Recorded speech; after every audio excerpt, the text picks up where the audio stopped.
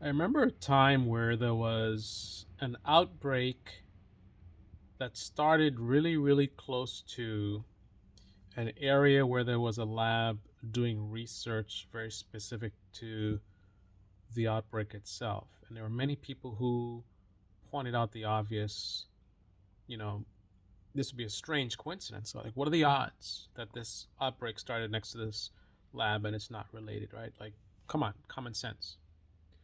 Then you have a guy who, for years, has been writing posts about all kinds of crazy right wing conspiracy theories, saying all the same kind of stuff that you hear from people who would do things like attack police officers on January 6th, right? This guy's been writing this stuff for years.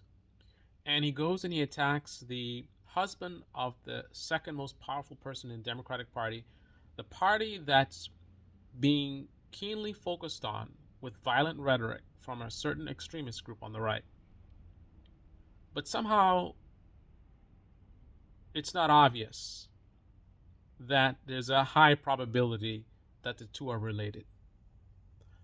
The outbreak starting near the lab, that's obvious. This guy saying all the right stuff for all these years, being just the right kind of crazy nutcase who believes in QAnon and whatever, going after to the second most powerful in the Democratic Party, somehow that's not an obvious connection. No, no, no, no! You guys, you can't say that! This is the same group of people who thought the other group of people were stupid for doing the exact same thing that they're doing right now.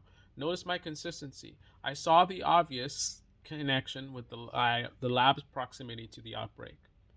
I also see the obvious connection to who this guy is, his history, and who he attacked.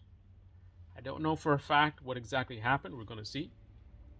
But just like we didn't know for a fact about the lab, but it was kind of obvious that there's a likelihood that these things are related. Same thing now. Why was I able to be as comfortable with them with the probability of this lab proximity thing being common sense? But I'm using the same logic here and I'm alone.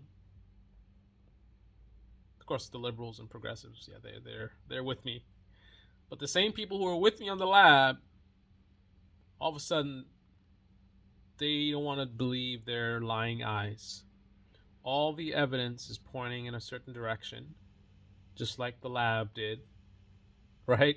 We keep getting more and more data pushing us in a certain direction for those who want to accept what information was coming out from credible sources.